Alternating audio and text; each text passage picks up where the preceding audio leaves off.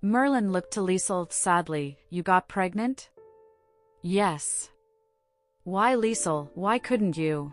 I bet it was New York, Isaias said, laughing, cutting off Merlin's beginning of a speech nobody wanted to hear. I pretty much kidnapped you. Your habit of doubling up birth control pills the next day has caught up to you, sweetheart. His kiss to her temple and squeeze to her hip told her he was teasing. She giggled, blushing, and nodded, rubbing her head against his shoulder. You knew she messed up her pills and didn't use extra precautions? Merlin accused furiously. Well, no, not in New York. I figured it out when I moved her into my place when you broke into hers. You trapped her then, Merlin glowered at him. You fucking trapped her knowing she thought she was safe with her pills? She's a grown-ass woman, Merlin. Isaias laughed at his fury. Liesel scowled at him. Merlin, I know you accuse Sandy of trapping you, but don't think for 1 minute I'm feeling trapped or duped. It takes two to tango. I could have told Isaias to wrap it up at any point. I didn't. I'm happy. She looked to Isaias. Are you happy? Fucking thrilled. Liesel, her mother whispered softly, are you sure this is what you want? Yes, more than anything in the world. I can't believe this. Merlin moved to sit down in a chair as if his legs had given out. I thought, he rubbed his forehead in disbelief, I thought once you had this need for revenge out of your system you would come back to me. She lifted her eyebrows at his comment, ignoring Sandy's howl of fury. Merlin, what on earth made you believe this when everything I have said and done said otherwise? You want her back? Sandy screamed. Yes, I want her back. The minute this baby was born, I intend to divorce you. I've said it 1,000 times. Which part did you not comprehend? Merlin's voice was quiet and dejected as he looked to Sandy. I despise you. I loathe you with everything in me. I made one stupid mistake and lost everything for it. He stood up from the chair and looked to Liesel. If you told me right now, you could forgive me, you and I could walk out of here and I will never look back. I will take you anywhere in the world you want to go. I will raise your child as my own. I know there is still some love for me in there somewhere. Stop, she cut him off, holding her hand up. I love Isaias. I love him completely and absolutely. But even if he didn't feel the same way, even if by a horrible circumstance he didn't want me or our child, I would rather do this alone than do this with you. I appreciate you were only following directions of your family and trying to keep Sandy from aborting your child, but Merlin, I can never. Not ever forgive you. As much as you say you loathe Sandy, I feel the same intense feelings for you. You cheated on me with my sister and didn't have the decency to even try to cushion the blow. Your behavior in the aftermath of everything which transpired has made me realize how much control you thought you had over me. You truly believe you can manipulate my emotions and my heart to conform to your will. It doesn't work this way. I don't work this way. I don't love you. There is no love, none, not an ounce, left in me for you. She didn't back away from his stare. Your version of what love is does not match mine. I would rather have the scraps of Isaias' love than all of yours.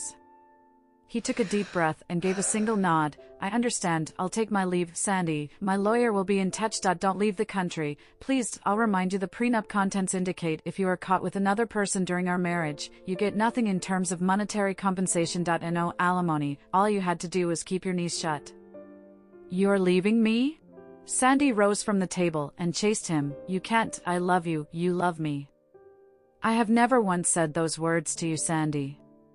She started crying pitifully. As he walked out of the house, she started running after him, begging him to wait for her.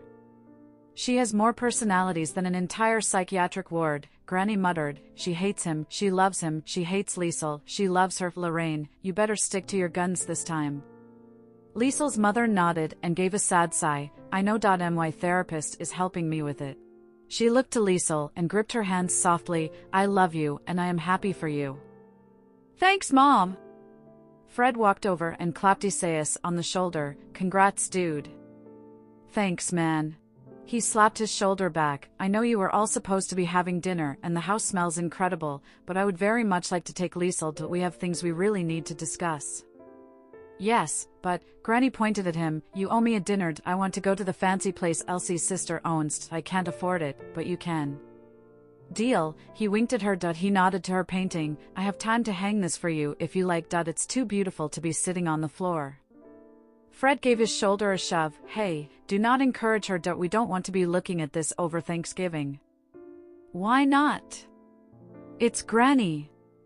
She's not my grandmother. He laughed at Fred's slack-jawed glared. Hey, if Liesel is looking this good at Granny's age, I'm going to be one hell of a happy man. Oh, I like him, Liesel. Granny grinned at her. He reminds me of your grandpa. I bet he's naughty in the sack. Granny, Liesel chastised her, trying not to giggle as Isaias fist-pumped her grandmother before taking the old painting down and putting up the new one that he hung it easily on the same hardware, and Liesel felt a surge of pride at the image.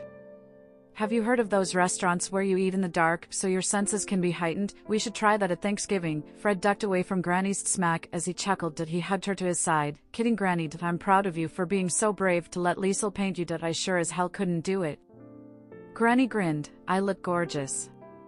Yes, you do. Isaias held his hand out to Liesel. What do you say, my love? Can I steal you away? She smiled at the tender expression in his gaze. Yes, of course. Liesel had to fight a chuckle as Isaias kept her hand squeezed tight in his all the way to the car. When they reached the car, he fastened her seatbelt around her before putting a quick kiss to her lips and closing the door. He rounded the car, and she wondered if there was somewhere urgent they needed to be because he was jogging as he did so. When he gave a wave to security, he hopped into the driver's seat and put the car into gear.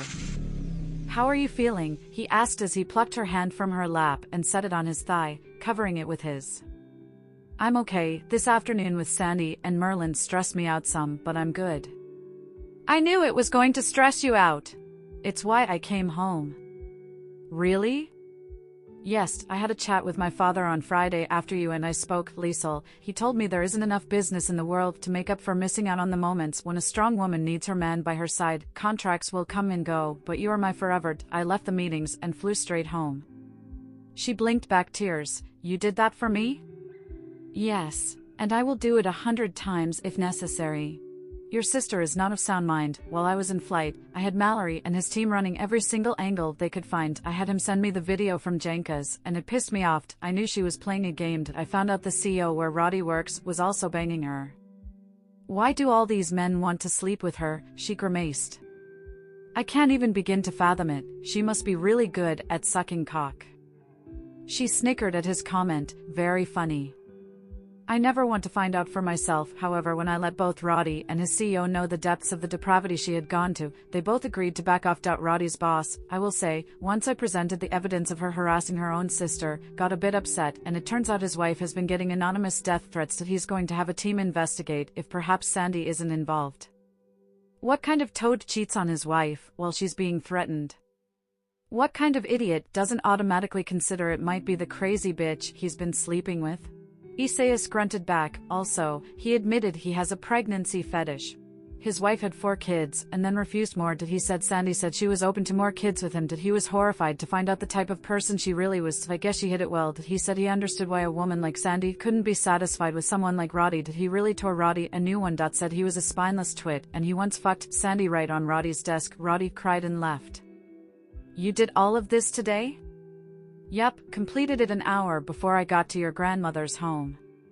She was silent and stared out the window as they drove through the city. When he squeezed her hand, she knew he was wanting to know what was on her mind. Isaias, I know you need to step back and think on things, but yesterday scared me. You left without talking to me. I immediately thought you were angry with me and leaving me. After I calmed down, I knew you were doing what you do and stepping away to gather thoughts, but it scared me. He nodded. I know it did, and I promise I'm going to make up for it. I am sorry, I frightened you. What happened? I came in the house and peeked in on you in the sunroom and you were in the zone. Didn't even see me. I went upstairs to take a quick shower so I could come back down and surprise you and saw the pregnancy test in the bathroom. I stood there for all of 10 minutes smiling like an idiot before I got thinking of all the shit Sandy puts you through. I can't have her doing this to you when you're pregnant, when you're nursing our child. When you're going through terrible twos, teenage years are going to be held. We can't have Sandy distracting us through this. I thought, fuck that, I'm dealing with the bitch my way now, and that was that. She sniffed a tear away. I understand, but you could have come to me and told me. I was worried you'd try to stop me. I also had some other things I needed to do. What is that? Do you remember when you told me you had the file on my company and another from Texas?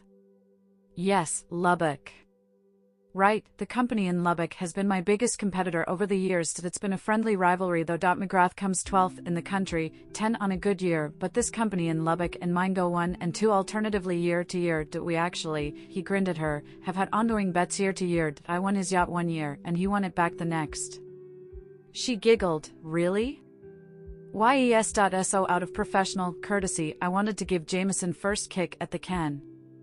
For what? She noted a sign indicating they were leaving the city. Wait, where are we going? It's a surprise. He lifted her hand and kissed her knuckles. Do you want to know why I called Jameson or not? I do. She turned her attention back to him. Well, see, I was already hating being away from you in another country, then the shit with Sandy come up and I was too far away, but damned if I'm going to be called out of the country multiple times a month when I have a son or daughter at home. Oh. I offered Jameson first bid on my company. He made me a fair offer. By this time next week, he will own my companies. I will take a year off work to spend time fixing our home and getting it ready for our child. Our home? Yes, I bought a new house today. That's one I've had my eye on for a very long time. I look at it frequently because the older couple who owned it are in a nursing home. They were one of my first clients 20 years ago, and I redid their kitchen and living area. That's an old homestead with 30 acres of land. I thought, he took a breath, we could make it our home base, and when the baby comes, we can explore the world like you want. We can travel the globe and always come back to the home we make together. There's an outbuilding we can turn into a studio for you. There's a stream for the kids to explore in as they grow up. There's also a building on site we can use for the security team who are going to keep the Sandys and Merlins of the world off our land. She felt the quiver in her voice as she spoke. You quit your job and bought a new house? I thought maybe we could both start living our dreams. He whispered back, maybe this pregnancy is the universe telling us it's time for us both to stop worrying about what makes sense and start living the way we want. He turned the signal light to go up a long driveway. It's also close to the city so you can still see Fred and your mom and my folks. We will make sure Janka and Elsie have their own rooms for when they come over and get into our wine cellar and can't drive home. She was crying in earnest now. Please tell me those are happy tears, he said as the house came into view through the windshield. He smiled wide when she nodded. She looked at the big old farmhouse sitting proudly in the middle of an expansive field, and she noted all the wildflowers. It's a bit overgrown, but the fields make me think of my painting in my office. I love it, she whispered as she quickly undid her seatbelt. As the car came to a stop, she flung herself across the middle console, squeezing herself between the steering wheel and his solid chest, and sobbed pitifully against his shoulder. I love you. She straddled him in the seat and hugged him tight. Why, what made you do this? I want to make all your dreams come true, Liesl. I want you to laugh and smile with happiness. I never want you to be sad, and if you are sad, I want to be close enough to you I can wipe those tears away and make you feel better. I grew up with my dad right there all the time, and I want this for our children. He never once had to leave us for weeks on end, and I don't want it for our baby. I want what my parents had. And as I sat in the meeting yesterday morning thinking of my dad the day he walked out of $1 million meeting because my mom needed him, well, let's just say I was inspired. Her sobs were giving way to hiccups and sniffles as he made long sweeping motions up and down her back, holding her tight to him. Want to go look around? Yes. Good, because I think Mallory is quite worried. We're going to have sex in the front seat of the car. I can see him strategically hanging back with the guys through the rear view. I bought the house last night from the son of the couple who owned it that's been sitting vacant a few years. I made him an offer they couldn't refuse, and when I told him I wanted to raise our family here the way he was raised, he was glad. I guess most of the offers he had received were to bulldoze the place and put in a subdivision. Overnight, I had a cleaning crew in, and then Mallory had his team retrofit security in the house. IT needs a lot of work. The kitchen is over 20 years old. The bathrooms are just as old, if not older. The hardwood floors, though, are in great condition and with a good sanding and a coat of stain, and they'll be brand new. Liesl giggled as he started to excitedly talk about the renovations. She started to get off his lap, but he held her tight till he opened his car door, and she instinctively wrapped her legs around his middle and her arms around his neck, and he carried her towards the front porch. He stood on the porch and smiled. Imagine sitting out here in the morning with a cup of coffee while the kids chase our free-range chickens through the yard or jump in mud puddles after a rain. She felt her heart clench with joy at his words. Kids, huh? Yes. I believe you said you wanted 2 of each. We're just getting started. You want a big family? With you? I'll have a dozen as long as it's what you want. My love, all I want is to give you everything you ever dreamed possible. He punched a code in the security door. The code for the front door is your dad's birthday, that way you won't forget. My dad's birthday? How did you figure? Her bottom lip trembled.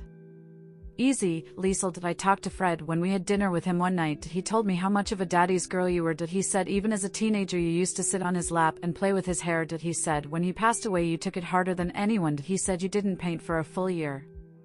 She nodded as he set her down on her feet in the middle of a foyer. My first painting when I started to paint again was a painting of him. It hangs in Mom's living room. I've painted him 1,000 times. I hope we have a girl. I want a little girl to spoil like I can her mama. She looked around and pouted her lips, changing topics. Isaias, are you going to remove the wallpaper? Babe, it's from the 1960s. But I love the big bold flowers. We'll negotiate. Many of these walls will come down to make a big open floor plan so we can see the kids from any room down here, but maybe I can get the paper recreated to do one wall.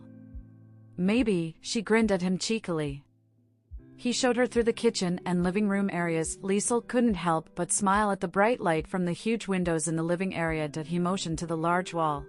I know you noticed already in our house back in the city, I don't have a television in the living room, but there is one in the den. There's a basement downstairs we can refurbish into an entertainment area with a theater room. I know your brother keeps a television in the living room for football games and to keep Winnie distracted, but are you okay with only the one TV downstairs?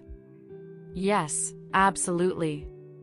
Good, you can paint this wall then. I can do what? A mural. Can you use this wall as a canvas? Yes.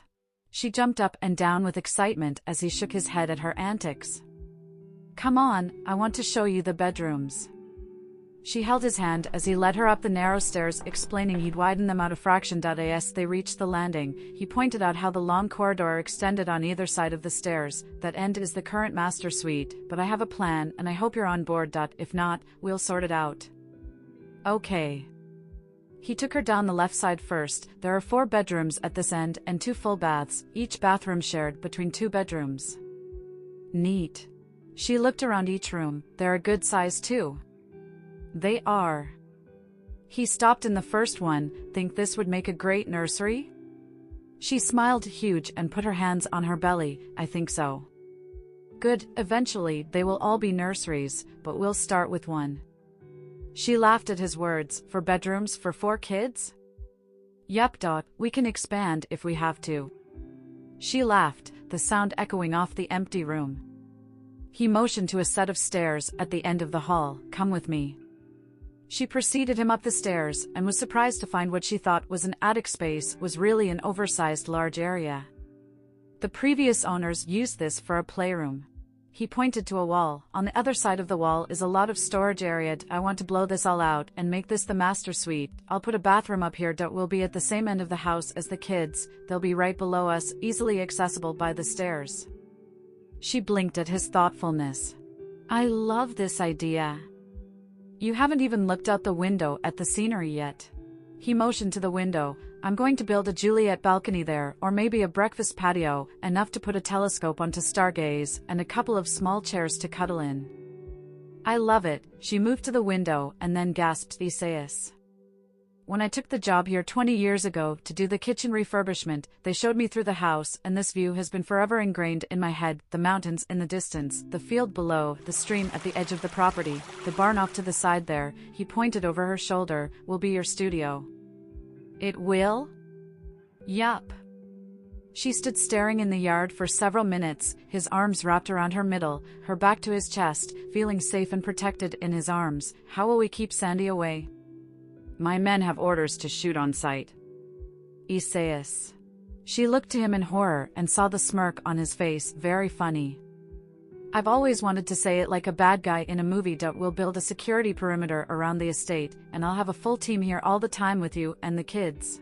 He took a breath. I'll always be around. We'll be busy and have things we're doing on our own, and eventually I'll pick up design jobs like I did before, and I'll pick and choose a few jobs a year, but if I have to travel, we will work around our schedule together, and we'll go together as a family. I want to be with you, Liesl. I mean, don't get me wrong, if you want to go for a weekend or a week even with the girls, I'm going to pay for the plane tickets to wherever it is you want to go. I'll probably go with Joaquim and Mallory on boys' weekends. I simply want us to come home to each other.